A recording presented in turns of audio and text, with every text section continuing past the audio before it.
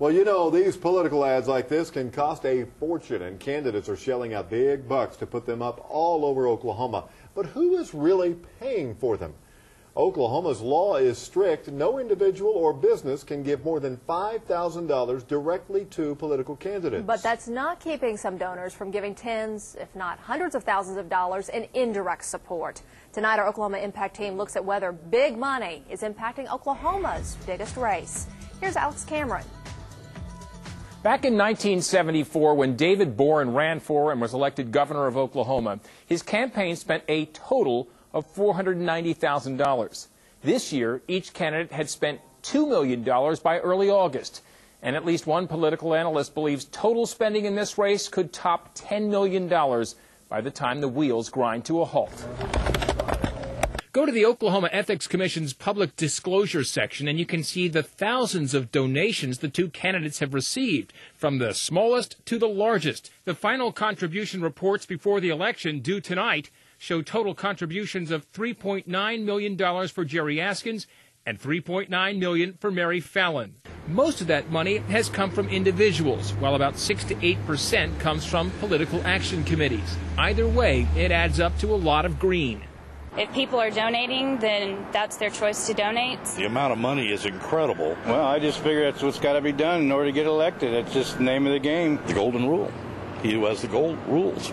It's just out of control. David Boren, the former governor and longtime advocate for campaign finance reform, says statistics show that candidate with the most money wins 9 out of 10 times. And that puts unhealthy pressure, he says, on candidates to bring in big money from donors who want access in return.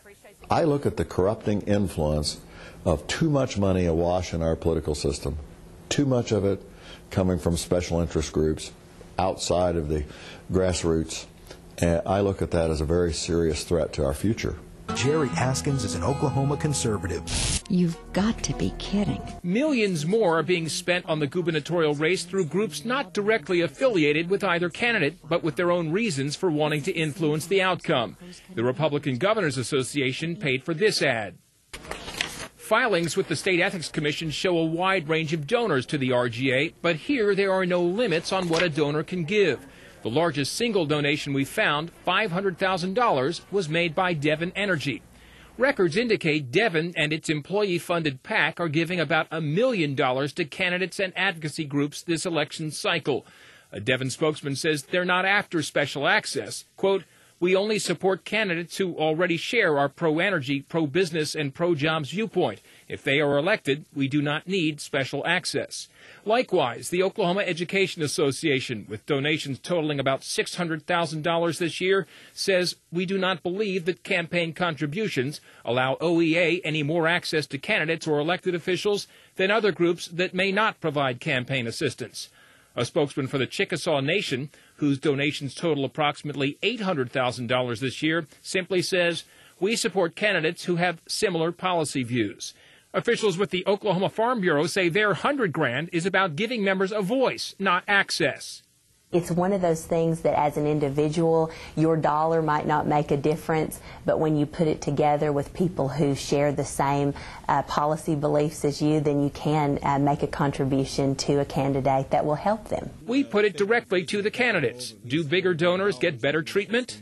Well, I treat everyone equally, no matter what they give or even don't give to my campaign. I have a record of voting my conscience on pieces of legislation, regardless of whether someone had given me a campaign contribution or not. But Boren says for even the most honorable and honest candidate, it's hard to have amnesia about who supplied the money to get your message to the voters. For Oklahoma Impact, I'm Alex Cameron. And a U.S. Supreme Court ruling earlier this year cleared the way for even more corporate and union political spending. You want to make sure you tune in tomorrow morning for discussion on how that ruling is being felt right here in Oklahoma.